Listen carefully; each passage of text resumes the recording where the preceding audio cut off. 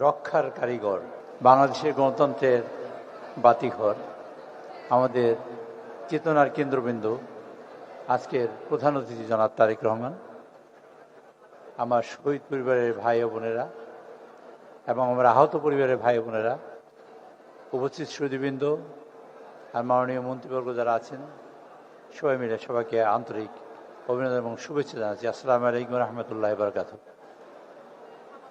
আমি কোনোভাবেই সময় নেব না। আমি একটা কথা শুধু আপনাদের জন্য বলতে চাই।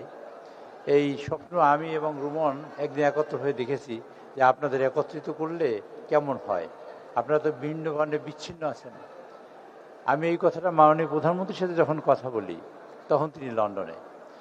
আমার অনেক আগেই তিনি ভেবে রেখেছিলেন যে যারা শহীদ হয়েছেন সেই শহীদ পরিবার এবং যারা জুলাই যুদ্ধে আহত হয়েছেন সেসব আহত পরিবারের লোকজনের জন্য কী করা যায় তার চিন্তা তিনি ওখানে বসে করেছিলেন, আমাদের চিন্তার আগেই।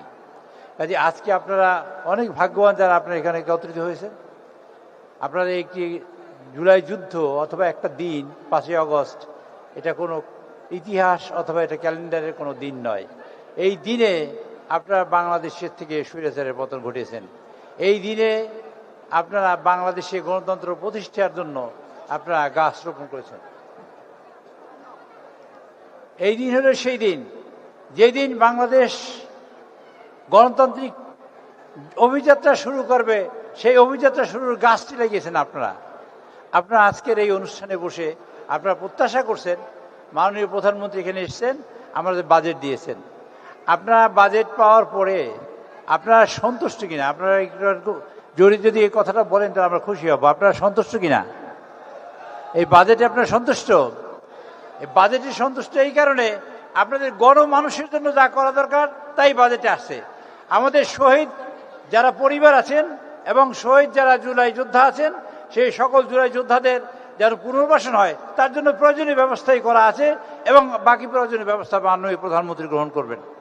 এই বাজেটে তিনি ঘোষণা দিয়েছেন যে এই জুলাই যোদ্ধারা যারা নিহত হয়েছেন তারা যেমন আর্থিকভাবে এবং নৈতিকভাবে সহযোগিতা পাবেন সরকারের তরফ থেকে, আহতরাও তারা পাবেন, চিকিৎসা সেবা পাবেন এবং সুযোগ পাবেন। এবং এই ব্যবস্থা এই সরকার তার সকল শক্তি দিয়ে তিনি করবেন। আজকে মাননীয় প্রধানমন্ত্রী তিনি আজকে এখানে উপস্থিত আছেন। মাননীয় প্রধানমন্ত্রী আপনাকে উদ্দেশ্য করে বলতে চাই, আপনার সামনে যারা বসে আছেন এই দেশের সব সাহসী সন্তানরা, এইখানে জুলাই যুদ্ধে তারা সব আপনার সামনে বসে আছেন।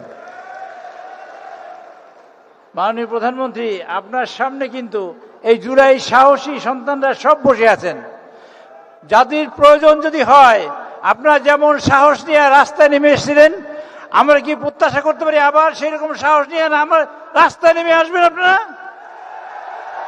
আমরা আপনাদের কাছে সেই প্রত্যাশা করি।